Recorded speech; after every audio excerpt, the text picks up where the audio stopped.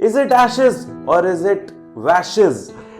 एक बहुत बढ़िया चीज देखी मैंने कि केट क्रॉस ये सब इसे वैशेज ही बोल रहे थे, विमेंस एशेज का एक एक्रोनिम बनाकर वैशेज बोला गया था। ये मेंस एशेज की तरीके नहीं है। मेंस एशेज में आप देखते हैं कि पर्टिकुलर टेस्ट मैचेस ही होते हैं।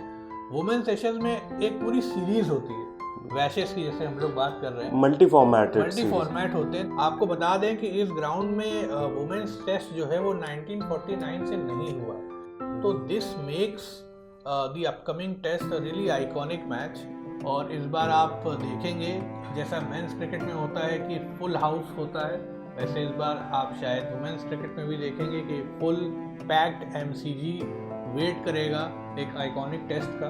बहुत अलग अलग तरीके के प्लेयर्स हैं इस बार दोनों टीम्स में। यंग गन्स हैं, ऑस्ट्रेलिया की बात करें फीबी लिचफील्ड है, इंग्लैंड की टीम भी बहुत सारे यंग प्लेयर्स को लेके आ रही है और साथ ही साथ एक्सपीरियंस को भी लेके आ रही है। कुछ लोग बोलते हैं कि भाई टेस्ट सीरीज जो है वो कुछ होती ही नहीं है, एक एक टेस्ट करा लेते हो 4 दिन का और उसके बाद सैलरी आपको डबल चाहिए, डबल नहीं मतलब इक्वल चाहिए। और मैन जो है वो 5-5 टेस्ट बेचारे थक जाते हैं खेलते हुए। तो इसलिए मुझे ऐसा लगता है कि उनको भी ये जो कुछ क्रिटिसाइज जो करते हैं फैंस, उनको भी जवाब मिलेगा। एक बहुत ही कमाल की बॉलर है वो, नंबर 1 पे ही रहती हैं ज़्यादातर वो, इर्रिस्पेक्टिव ऑफ द फॉर्मेट्स। और अभी हाल फिलहाल में ऑस्ट्रेलिया के प्लेयर्स एक वीडियो आया था, ऑस्ट्रेलियन क्रिकेट ने शेयर किया था, जिसमें उन लोगों से पूछा गया था वैशेस के बारे में कि कौन सा बॉलर है जिसको देख के आपको लगता है भाई ये जो है थोड़ा सा खतरनाक टाइप का हो सकता है। और उसमें ज़्यादातर लोगों ने सूफी का ही नाम लिया था, एकिलस्टोन की बात कर रहा हूँ मैं। लेकिन क्या पता वहाँ पे फीबी लिचफील्ड जो हैं वो भी लेफ्ट आर्म ऑर्थोडॉक्स स्पिनर को देख के टूट पड़े, क्योंकि वो खुद लेफ्ट हैंडेड बैटर हैं। सबसे पहले तो क्या इंग्लैंड अपना वो कारनामा दोहरा पाएगी जो आज से 10 साल पहले इंग्लैंड ने किया था? क्या लगता है आकाश आपको? नहीं। क्रिकेट टाइम्स की इस पॉडकास्ट में आप सभी का स्वागत है। मेरा नाम है अक्षत गौर और मेरे साथ हैं आकाश थापा।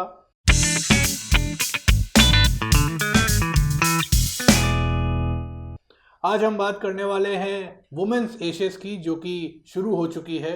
एक एक्शन पैक सेगमेंट यहाँ पे देखने को मिल रहा है। नॉर्थ सिडनी ओवल में पहला मैच खेला गया है। ओडीआई सीरीज से इसकी शुरुआत हुई है, इसके बाद T20I सीरीज की तरफ दोनों टीमें बढ़ेंगी और फिर एक अनोखा तो नहीं कह सकते, वन ऑफ टेस्ट ज़रूर देखने को मिलेगा। एशेज की जब बात होती है तो एक ओल्ड राइवलरी की बात होती है, इंग्लैंड ऑस्ट्रेलिया, जो कि दशकों से इस सीरीज़ को खेल रहे हैं। वुमेन्स क्रिकेट भी काफ़ी एक्टिव है एशेज में, बहुत टाइम से एशेज में वुमेन्स क्रिकेट का एक्शन देखने को मिल रहा है। तो इसी बारे में हम बात करेंगे कि क्या वुमेन्स एशेज का रिजल्ट किस तरफ झुकेगा। क्या इंग्लैंड एक हिस्ट्री बनाएगी जो कि काफ़ी टाइम से एशेज पे कब्जा नहीं कर पाए हैं, या फिर ऑस्ट्रेलिया जिन्होंने पिछले बार भी रिटेन करी थी इस बार अगेन वो रिटेन कर पाएंगे? तो इसी बारे में चर्चा होगी, कई सारे पॉइंट्स पे डिस्कस करेंगे हम लोग। तो चलिए इस चर्चा की शुरुआत करते हैं। सबसे पहले तो क्या इंग्लैंड अपना वो कारनामा दोहरा पाएगी जो आज से 10 साल पहले इंग्लैंड ने किया था? क्या लगता है आकाश आपको? नहीं क्योंकि ऑस्ट्रेलिया जिस तरीके की टीम के साथ जा रही है, they have young guns, they have experience.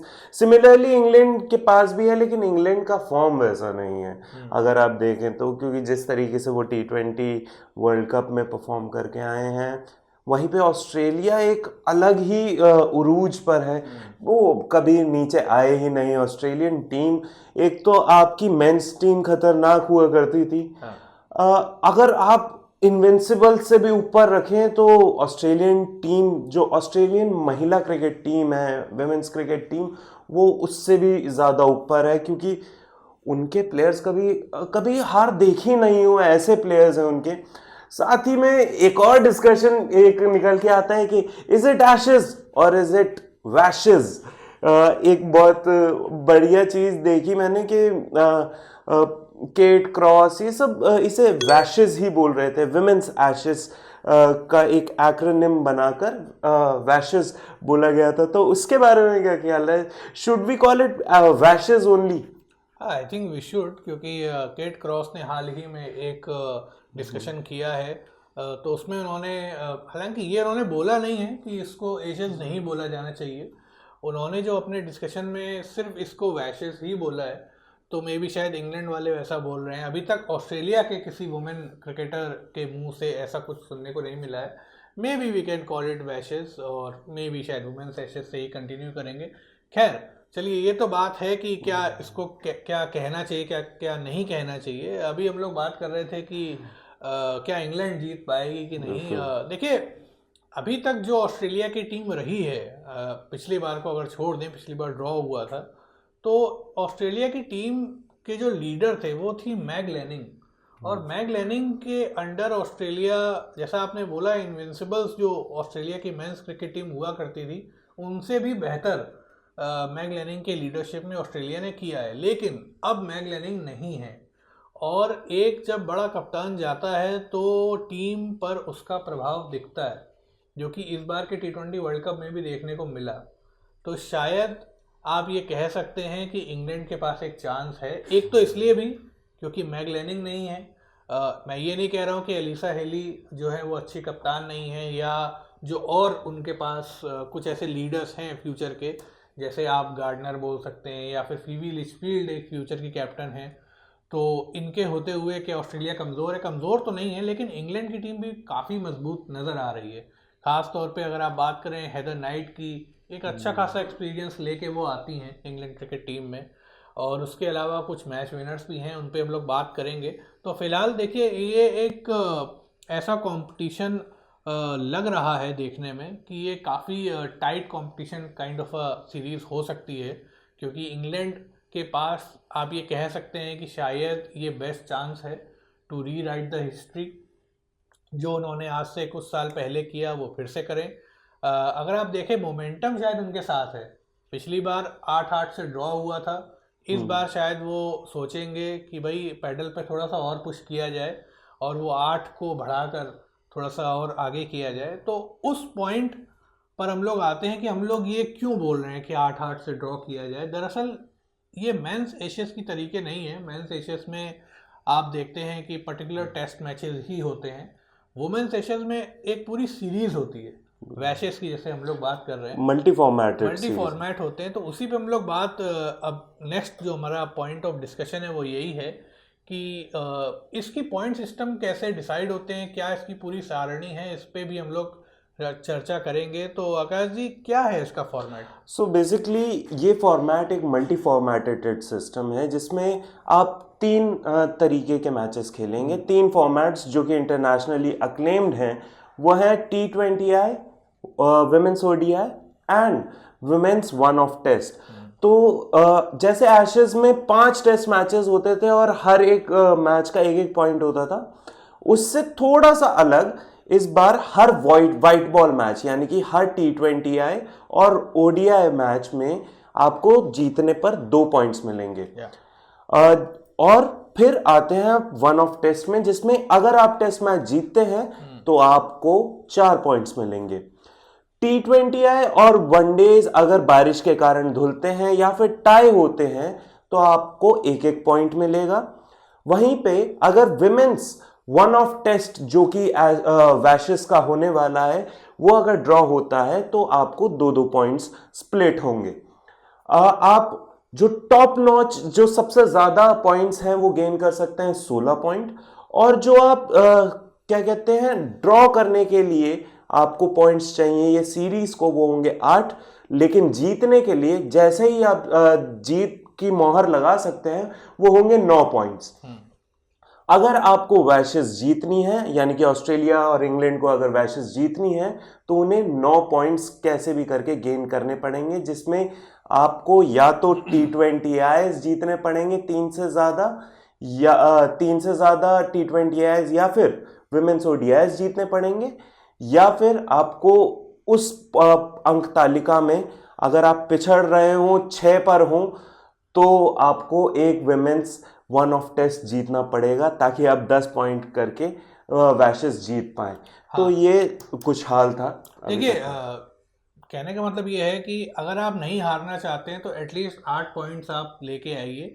लेकिन इंग्लैंड के लिए जो केस जो फंस रहा है या पेंच जो फंस रहा है वो ये है कि अगर वो लोग ड्रॉ करा भी लेते हैं, रिटेंशन का जो रूल है वो ये कहता है कि जो चैंपियंस होंगे पिछली बार के वही रिटेन करेंगे इन केस अगर ड्रॉ हो जाती है सीरीज, जैसा पहले हम लोग ने देखा पिछले बार कि 8-8 की ड्रॉ हुई, लेकिन ऑस्ट्रेलिया चूंकि पहले के विनर्स थे इसलिए उन्होंने एशेस को वो वैशेस को रिटेन कर लिया।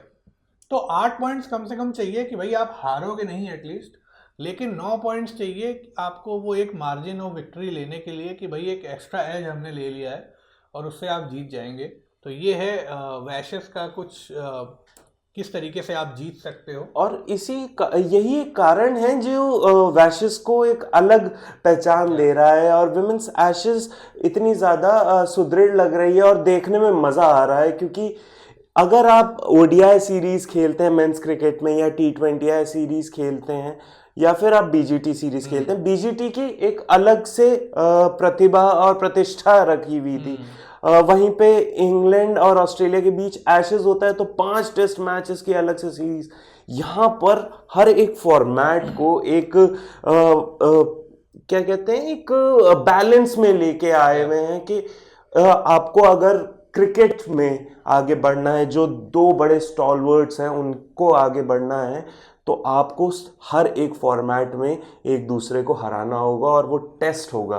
तो वैशेस इसलिए बहुत खास है और इसीलिए इसकी बहुत चर्चा हो रही है क्रिकेट के। हाँ, और जैसा आकाश ने बोला ये एक बिल्कुल स्किल्स का टेस्ट होगा, सब कुछ होगा।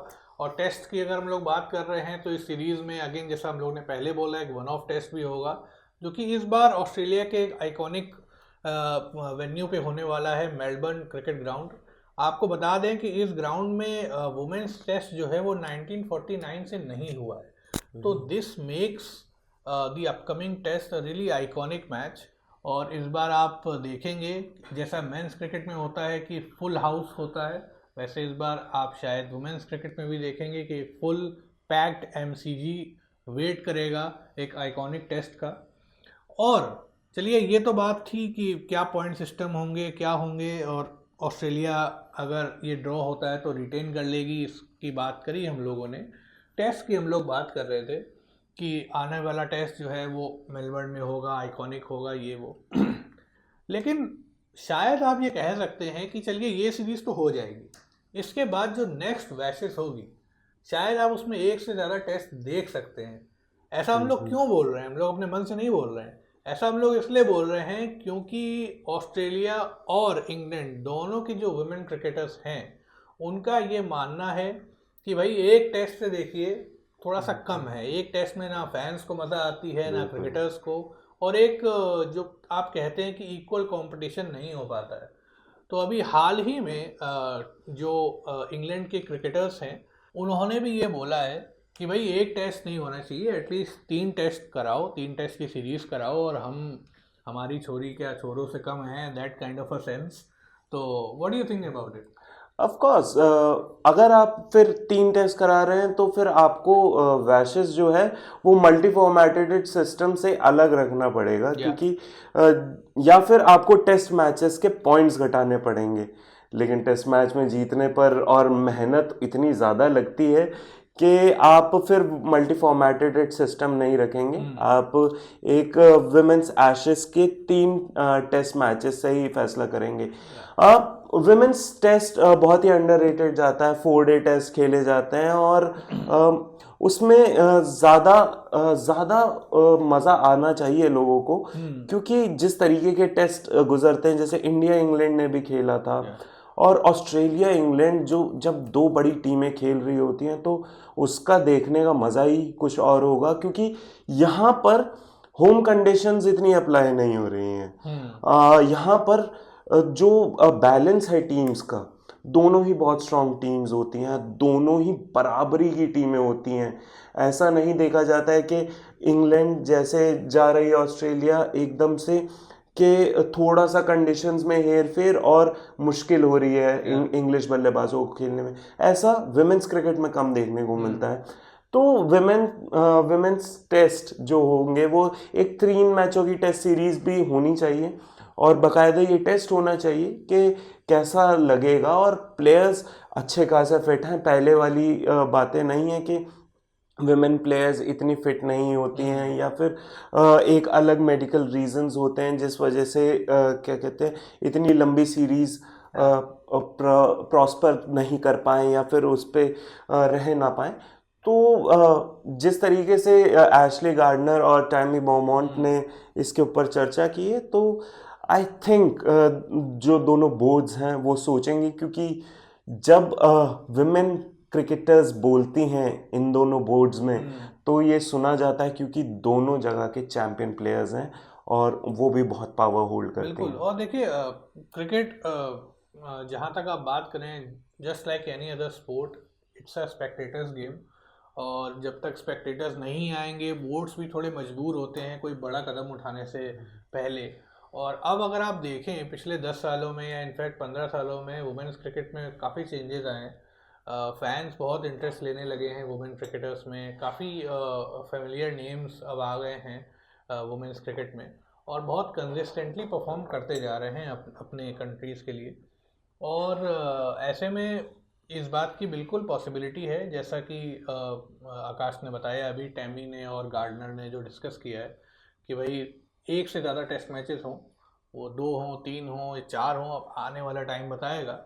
लेकिन अगर ऐसा होता है तो बिल्कुल आप ये देखोगे कि एक तो ये जो मल्टी फॉर्मेट सीरीज़ है एशेस डिसाइडिंग के लिए, वो ख़त्म हो सकती है। फिर वो एक सोलो टेस्ट सीरीज़ ही होगी, वो उसी से डिसाइड होगा कि कौन है वैशेस का विनर। और उसके अलावा फिर ये भी होगा कि जो प्लेयर्स की कैपेबिलिटी है उसका भी एक सही आकलन हो पाएगा। अभी क्या होता है कि एक टेस्ट से पता नहीं चलता है कि कौन प्लेयर कितने पानी में है इन terms of red ball cricket. तो वो भी एक पॉजिटिव साइन देखने को मिलेगा बोर्ड्स को, जो आने वाले यंगस्टर्स हैं उनको। और एक जो बोलते हैं neck to neck men's cricket के संग जो वो खड़ा होना चाहते हैं वो भी हो जाएंगे। क्योंकि कई बार आप फैंस का देखिए, जो ओपिनियन होता है वो अलग ही होता है। फैंस बोलते हैं कि जैसे इंग्लैंड और ऑस्ट्रेलिया ने ये कल्चर शुरू किया था इक्वल पे का, बिल्कुल। उन्होंने ही शुरू किया है वुमेन्स क्रिकेट में इक्वल पे का कल्चर। लेकिन कई बार फैंस ये बोलते हैं कि भाई इक्वल पे तो आप कर रहे हो, लेकिन क्या आप इक्वली रूल उनके हिसाब से दे रहे हो या नहीं दे रहे हो? क्योंकि आप देखें, जैसे कुछ लोग बोलते हैं कि भाई बाउंड्रीज शॉर्ट कर देते हैं वुमेन्स के लिए, कुछ लोग बोलते हैं कि भाई टेस्ट सीरीज़ जो है वो कुछ होती ही नहीं है, एक एक टेस्ट करा लेते हो 4 दिन का और उसके बाद सैलरी आपको डबल चाहिए, डबल नहीं मतलब इक्वल चाहिए। और मेंस जो है वो 5-5 टेस्ट बेचारे थक जाते हैं खेलते हुए। तो इसलिए मुझे ऐसा लगता है कि उनको भी, ये जो कुछ क्रिटिसाइज जो करते हैं फैंस, उनको भी जवाब मिलेगा। बिल्कुल। और इनके पीछे भी एक वो एक पॉलिटिकल रीजन, एक सोशल माइंडसेट का भी एक रीजन होता है, जहाँ पे आप देखते हैं कि अगर आप क्या कहते हैं समाज के 2 धड़े हैं, 2 धड़ों से ज़्यादा है लेकिन 2 धड़े अभी मान के चलते हैं, तो आपको उस हिसाब से रखना भी पड़ता है। एक पॉलिटिकल रीज़न ये होता है अगर आप पेडिस्टल नहीं देंगे तो आप बराबरी कैसे करेंगे। और साथ ही साथ आपको बहुत सारी चीज़ें कंसिडरेशन में रखनी पड़ती हैं। अगर आप देखें तो रिजर्वेशन भी उसी की एक चीज़ है कि आप व्यूअरशिप पे आप उन्हें इक्वल पे नहीं देंगे, आप उन्हें पेमेंट देंगे, वो उनके काम पे है। अब हर कोई 106 मीटर का छक्का नहीं मार पाएगा। आप चाहे 60 मीटर का छक्का मारे, आप चाहे 106 मीटर का छक्का मारे, रन 6 ही मिलेंगे। और दूसरी बात होगी फिजिकल एस्पेक्ट की। आपको फिजिकल एस्पेक्ट पे भी बहुत सारी चीज़ें देखनी पड़ती हैं। इंजर्ड दोनों साइड के प्लेयर्स होते हैं। आपको ये भी देखना पड़ेगा कि एक विमेन प्लेयर में कितनी कैपेबिलिटी या कितनी मसल पावर है नेचुरली कि वो उतनी लंबी रोप, उतनी लंबी बाउंड्री क्रॉस कर पाए या नहीं। तो ये बहुत छोटी मोटी चीज़ें हैं, लेकिन ये बहुत ज़्यादा मायने भी रखती हैं। WNBA की बहुत ज़्यादा लोग बात करते हैं कि NBA एंड WNBA व्यूअरशिप, उसके ऊपर बात होती है। लेकिन जब आप ये चेंजेस लाएंगे तभी व्यूअरशिप भी आएगी, तभी बातें भी होंगी। और और ऐसा नहीं है, ऑस्ट्रेलिया और इंग्लैंड की प्लेयर्स तो हमेशा से ही, मैं तो कहता हूँ कि वो ज़्यादा पेमेंट, इंग्लैंड की और ऑस्ट्रेलिया की प्लेयर्स जो हैं वो उन्हें ज़्यादा पेमेंट मांगनी चाहिए। क्यों? क्योंकि Australian women's cricket team world cup हारती नहीं थी, हर जगह वो जीतती थी, कॉमनवेल्थ में भी गोल्ड मेडलिस्ट हैं। इंग्लैंड की टीम, इंग्लैंड की विमेंस टीम इंग्लैंड की मेंस टीम से पहले वर्ल्ड कप लेके आई हुई है। तो आपको ये चीज़ें देखनी पड़ेंगी कि किसको कहाँ पे रिवॉर्ड करना है। और यही एक पॉइंट था जो कि बहुत लोगों को शायद समझ नहीं आ रहा है, या फिर उनके भी अलग अलग पॉइंट्स होंगे, जिसकी हम रिस्पेक्ट करते हैं। डेमोक्रेसी है हमारे, हाँ, इन 3 देशों में तो है ही है।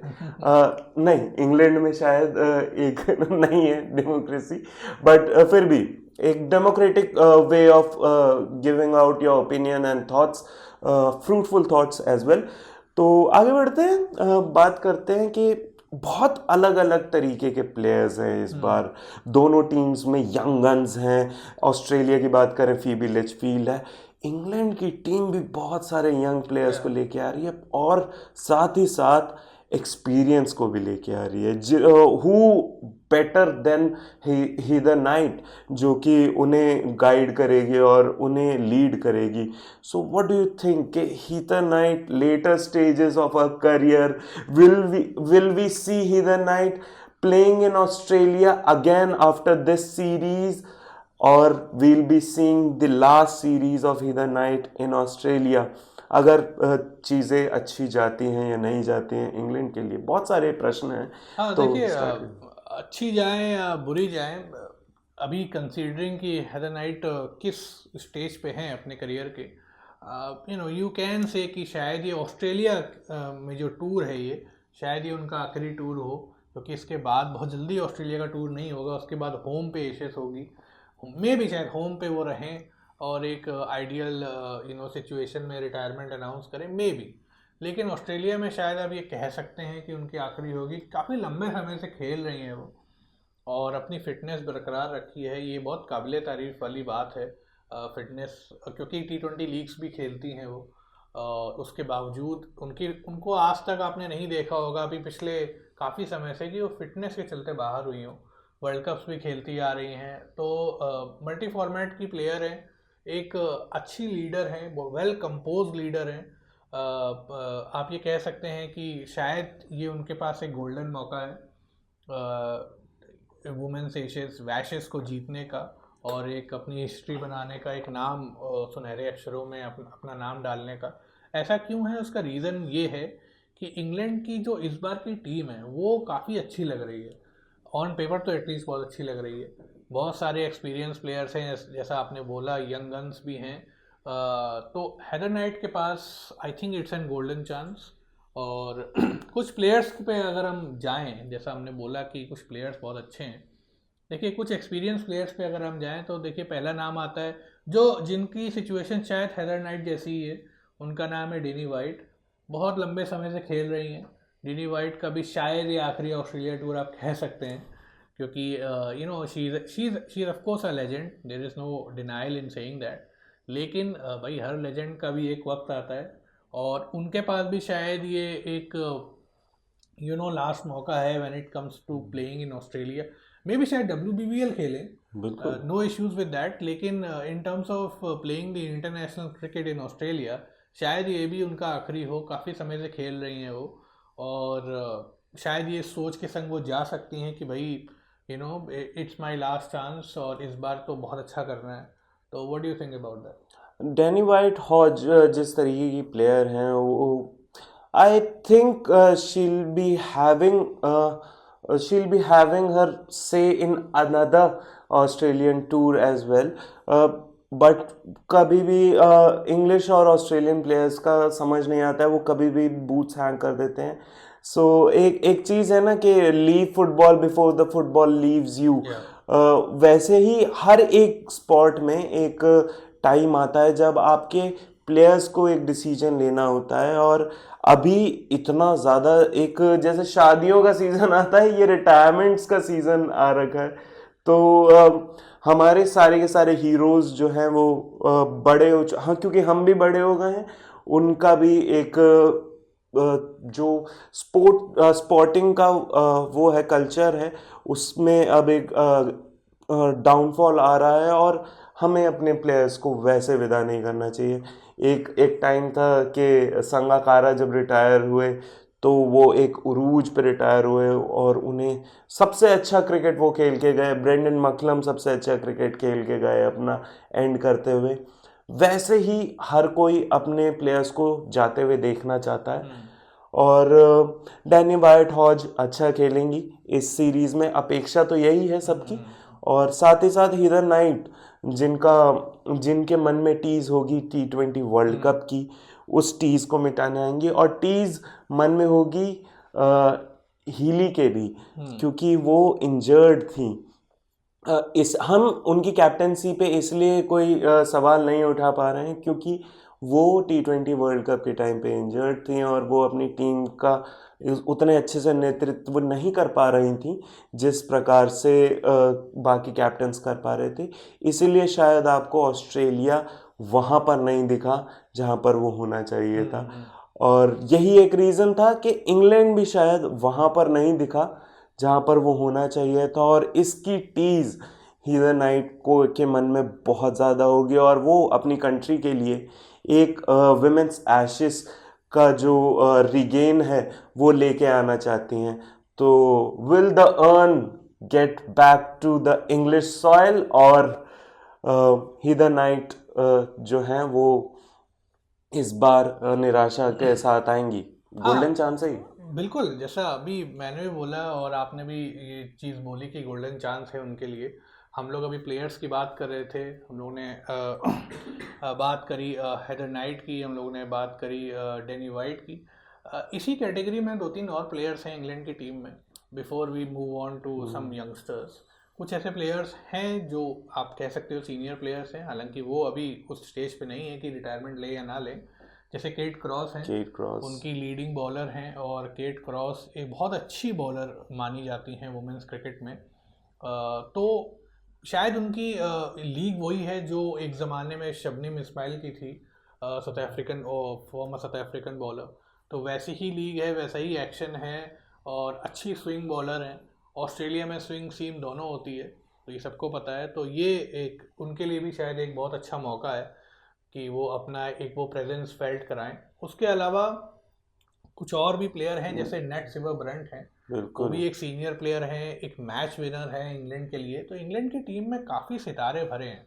बिल्कुल। और नए लोग भी हैं जो कि आने वाले हैं, और लॉरेन बेल उनमें से एक होंगी।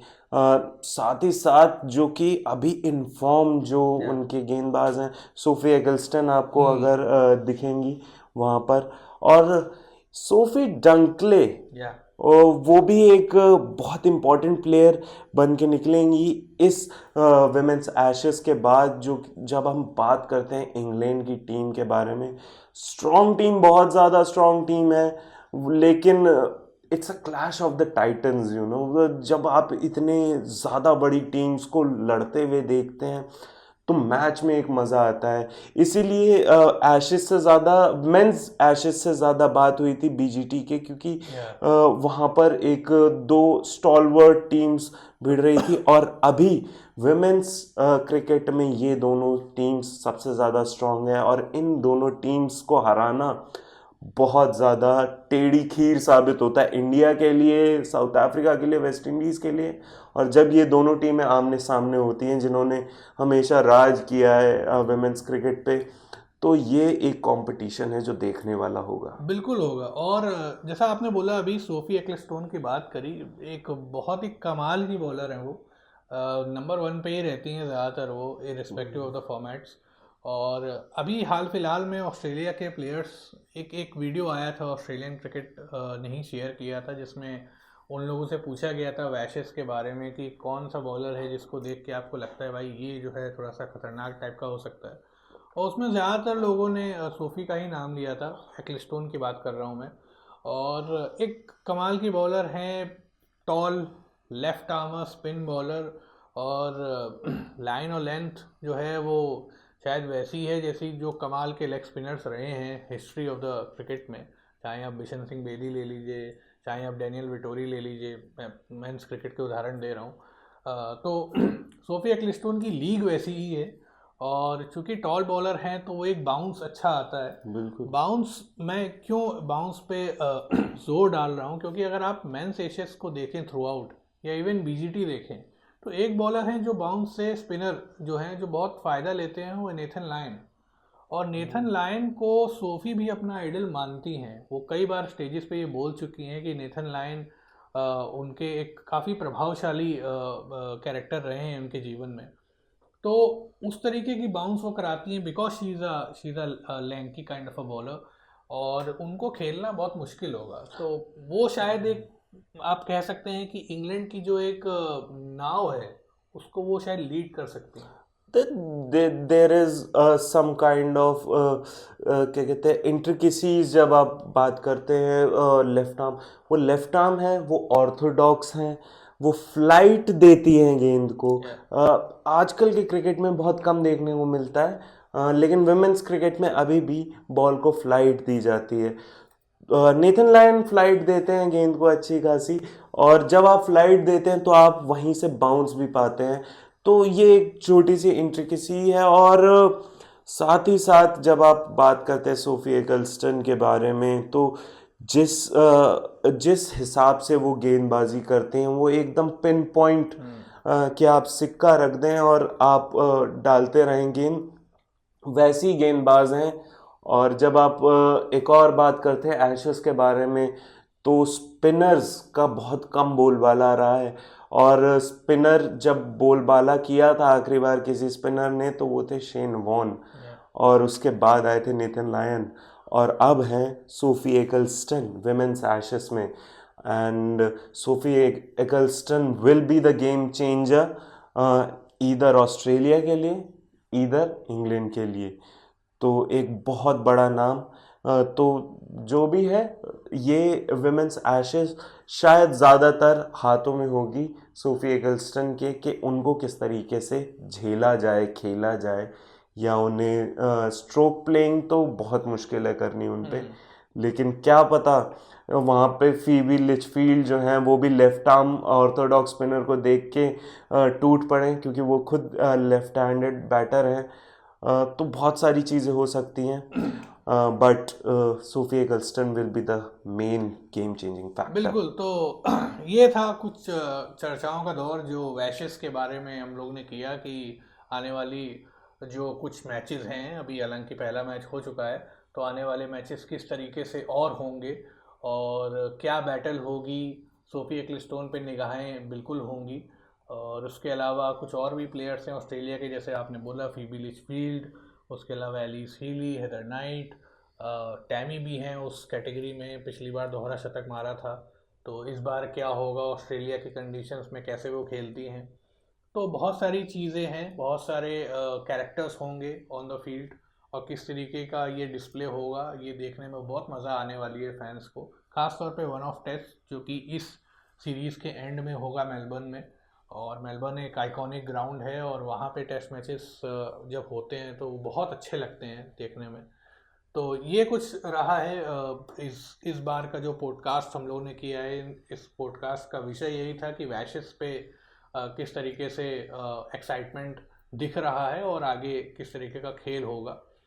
तो फिलहाल एंड करते हैं अपनी इस चर्चा को। वैशेस की ये चर्चा थी, किस तरीके से इंग्लैंड और ऑस्ट्रेलिया ओल्ड राइवलरीज फिर से एक साथ हैं, और एक एक्शन देखने को मिल रहा है दोनों के बीच। तो आने वाले टाइम में ये डिसाइड हो जाएगा कुछ समय बाद कि कौन जीतेगा, कौन हारेगा, या फिर ड्रॉ होगी। अगर ड्रॉ होगी तो निश्चित सी बात है कि ऑस्ट्रेलिया फिर से रिटेन कर लेगी, लेकिन इंग्लैंड नहीं चाहेगी ऐसा। तो फिलहाल this was our discussion on Washes. तो ये थी वैशेस पर डिस्कशन, ये तो यहीं समाप्त हो चुकी है। फिलहाल आपको और थोड़ी सी जानकारी दे दें आने वाली पॉडकास्ट के बारे में। जी हाँ, दरअसल आने वाली पॉडकास्ट हम लोगों की गौतम गंभीर पे होने वाली है, इंडिया मेंस क्रिकेट टीम के हेड कोच के ऊपर। क्या होगा उनका फ्यूचर?